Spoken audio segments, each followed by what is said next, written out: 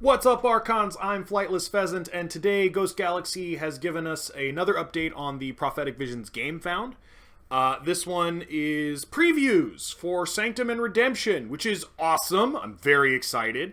I was expecting this yesterday, and if they do what they normally do and they give us 2 houses at a time, then we'll probably get one tomorrow, one on Thursday, and one on Friday, and hopefully that'll lead us into a big weekend, because we really need to get some momentum on this game found. But yeah, I want to know what's up with the Sanctum Redemption Schism, and hopefully they'll go into that a little bit in this article. I previewed it a little bit, but I haven't read the whole thing. So let's get into it. Foretelling the future of Sanctum and Redemption. A sneak peek at some of the new cards in Keyforge Prophetic Vision from houses Sanctum and Redemption. Let's take a look. Sanctum is one of the original 7 houses in Keyforge, and its steadfast knights and monks have long served in their self-appointed role as the Crucible's guardians. But this house has recently suffered a schism that has shaken the very foundations of their order. More aggressive and radical-minded individuals have adopted a new philosophy that the Crucible has become corrupted and must be forcefully returned to a state of purity. They call themselves the Cult of the Redemption. Okay, all stuff we knew so far. Let's go a little further. The internal strife is reflected in the composition of Keyforge Prophetic Vision decks. Sanctum and Redemption share one of the 7 house slots in the set and cannot appear together in the same deck. We knew that too. This effectively means there are 8 houses in Prophetic Visions, but every time Sanctum is chosen to appear in a deck, there's a 50% chance the house will be switched to Redemption. So I wonder how the algorithm does it. Does it pick that there's going to be Sanctum and then switch it to Redemption? And if so, does that mean they both fill a really similar mechanical role? I don't know. That's interesting, but I don't know enough about the algorithm to really figure that out in any more detail than that. So, what is in store for these 2 houses in Keyforge Prophetic Visions? Let's take a look.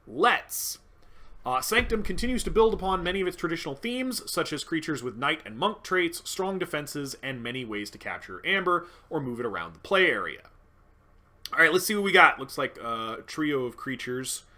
We've got Sir Jean, 3 power, 1 armor, knight human. It's usually human knight, usually species then profession. I wonder... Oh, anyway. Play, capture a 3rd rounded down of your opponent's amber. Okay. I guess that's scaling amber control, but it's kind of maybe not strong enough. Fate, lose a 3rd rounded down of your amber. Maybe that's worth it. I don't know. Interesting. And then Teal'nar, 3 power human monk. Yeah, see, there you go. Species trait or species profession. I don't know. Human monk. Each friendly creature gains after fight heal 3 from each of this card's neighbors. Okay, that's pretty good. That could get combo-y. Fate, fully heal each creature. Your opponent gains 1 for each creature healed this way. Oh, that's awesome. Oh, that's really good. Wow, yeah, that's a strong fate. I like that one. And then Oracle Zahn, 3 power monk. After reap, move each amber from a friendly creature to the common supply. For each amber moved, heal 2 damage from a creature. Wow. I don't even have to heal the creature I pulled the amber off of. I can just heal anything. That's really good. That's really good. I like that. And that's all amber control, pretty much. I mean, there's a little bit of burst on Teal'nar. Some healing. Yeah, okay. I see what we're doing. I will note, these creatures are a little small for Sanctum. Jean is 3 power 1 armor instead of the normal 4 power 2 armor that we see for Sanctum. And Teal'nar and Zahn are both 3 power, which is not small, but yeah, Sanctum tends to have 4 power creatures with armor. So these guys are a little on the puny side in terms of power. Alright, let's see what they have to say on them. Sir Jean is a knight with 3 power and 1 armor that has both a play ability and a fate ability. When you play this creature from your hand, you immediately capture a 3rd of your opponent's amber, rounded down, which will often be more than enough to deny them the ability to forge a key. Yeah, sometimes, yeah. But you have another option for how to utilize this card. Instead of playing it from your hand, you can instead make one of your prophecy cards active and place Sir Jean face down beneath it.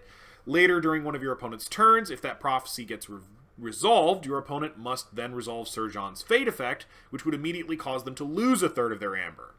At common rarity, Surgeon is sure to do a lot of work from any Prophetic Visions decks. Okay, I didn't notice he was at a common rarity. Yeah, no, I actually like that. At a common rarity, you're going to see a lot of Surgeon key denial, especially if you get him in multiples, which again, depending on how big the card pool is per house, because that's what matters way more than how many houses, you might be seeing quite a bit of multiples of some of the commons, like we saw for Amber Skies. So multiple Surgeons could probably get the job done pretty effectively, especially if you have like an Oracle Zahn to take the amber off of them. Next, we have Teal'nar, who is ready to prove that Sanctum monks have just as much to contribute as its knights. This 3-power creature has a constant ability that gives all of your friendly creatures an after-fight ability to heal 3 damage from each of their neighbors. This card also has a Fate ability that can heal every creature in play and give you a nice surge of amber in the process. With a little careful planning, this Fate ability can really speed up your key forging. Yeah, absolutely. I think he's an uncommon, so that's also going to be around. Possibly in multiples.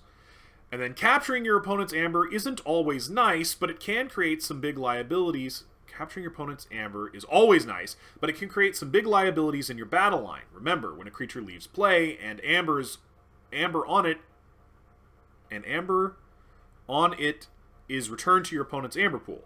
Oracle Zahn can help mitigate this problem with his ability after Reap, move each amber from a friendly creature to the common supply. For each amber moved this way, heal 2 damage from a creature. Yeah, some good heal effects in there. Okay, so then we've got redemption stuff. We're gonna look at this now. During the Dark Amber Crisis, a corrupting energy flowed from the Dark Amber Vault, transforming countless inhabitants of the Crucible into mutants. Yeah, it was a big event. I really, big thing.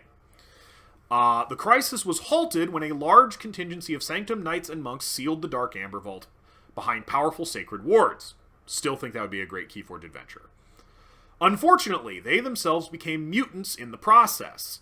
This group, now calling itself Redemption, seeks to both guard the Dark Amber Vault from causing further havoc, and also to purify the Crucible of its dark corruption. Yeah. Yes. Okay. So what do we got for new creatures? We have Brass Klein, 4-power, 1 armor, mutant. That's closer to what we normally expect for Sanctum. I guess Redemption is different, but it should be similar. Brass Klein gains Skirmish while on a flank and Taunt while not on a flank. Okay, that's not bad. And then its fate is for the rest of your turn, friendly creatures cannot fight. That could be good too. Okay, I'm on it. Then we have Ragatha, 5-power mutant with Treachery. Ooh. Each enemy creature gains after Reap, deal 3 damage to each of Ragatha's neighbors. Okay, I see. Huh. That's interesting. I really wish that card had flavor text, because I feel like that was a great opportunity to explain a little more of who Ragatha is and how they work. Because, that comes into play under my opponent's control, so I'm giving them Ragatha. I mean, I guess killing her is kind of difficult, because she doesn't get versatile, so you have to call Redemption, which you're allowed to do, but it seems like a bit of a waste just to kill Ragatha. But on the other hand, I mean, yeah, that's going to chew through a battle line pretty fast. Whew. Okay. And then we have Corrosive Monk. Oh, I love the art for that one. 4-power mutant monk. Each creature is considered to have 0 armor. Each creature cannot gain armor. Okay. Fate effect, destroy a friendly creature for each enemy mutant creature. Oh, that could be really good too. Okay. Wow. Huh. Okay, Redemption's got some interesting things going on, but they're kind of weird. They seem to mostly be debuffs, I guess? Alright, Brass Klein is a 4-power creature with 1 armor and a lot of flexibility. Yeah. While it's on a flank, it gets Skirmish and serves as a strong attacker. While it's not on a flank, it gains Taunt and serves as a protector for its neighbors. This creature also has an interesting Fate effect that can suddenly deny your opponent the ability to fight for the rest of their turn. Yeah, that's pretty good. Under the right prophecy, that could be effective. Ragatha is a 5-power creature that features the Treachery keyword. This means when you play this creature from your hand, it enters play in your opponent's battle line on a flank of your choice. While Ragatha is in your opponent's battle line, all of your creatures will deal damage to Ragatha's neighbors every time your creatures reap. I mean, that's strong. I wish I had a better lore explanation for exactly what Ragatha's doing there, but still. And then Corrosive Monk is a rare creature with 4 power that serves as a strong countermeasure against any house that likes to stack up lots of armor on its creatures, such as Redemption's Nemesis, Sanctum. I guess that's fair. Nemesis. Why Nemesis? Why? There's a lot of animosity here, and their goals aren't that different. Anyway, Corrosive Monk removes all armor from all creatures and creates a constant effect that prevents creatures from gaining armor. If your opponent doesn't have much armor to begin with, you could instead use this card for its Fate ability, which can destroy one of your opponent's creatures for each mutant creature you control. I think Corrosive Monk's going to see a lot more use for its Fate effect. I mean, I don't know. Maybe armor's a big deal, but like, if we go back up here, we only saw one preview of a Sanctum creature with armor, and it's only 1 armor. And he's like 3 power, so he's pretty easy to deal with to begin with. And he'll take away your creature's armor too. I don't know. I guess I need to see more of the set before I can decide if Corrosive Monk is worth it. And then we get to look at some of the cards from previous sets that will be returning. So we have Outflank, Shifting Battlefield, Barrister Joya, Rothias the Fierce, ooh, very good, and the Corpulent Collector. I like that Rothias is back. He's one of my favorite taunters. Corpulent Collector is not bad. Going to be a little tricky to... I always thought Corpulent Collector was a little tricky to use right. Barrister Joy is great. Shifting Battlefield's good. Outflank is not bad if you've got the right setup. And then for Redemption, we have Citizen Shrix. Nice. Vault's Blessing. Ooh, alright. That could be really good for Redemption. Dark Centurion, yes. Follow the Leader, good. And Purifier of Souls. Also good, yeah. Okay. I wish this told me a little bit more about the schism between the two houses and gave me some more context on why they are so mutually exclusive. Because it doesn't feel like they really need to be that mutually exclusive, but good card previews.